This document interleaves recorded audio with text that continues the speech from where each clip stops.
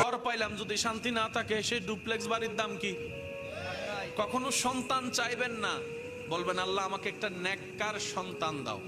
কখনো চাকরি ব্যবসা খুঁজবেন না, বলবেন আল্লাহ আমাকে হালাল রুজি অর্জনের একটা রাস্তা করে দাও।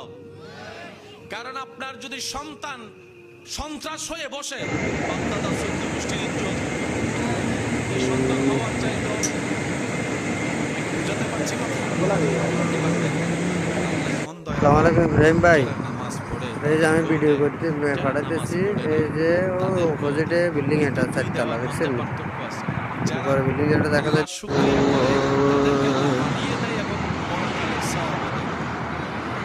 এটা সবাই পায়, এটা সবাই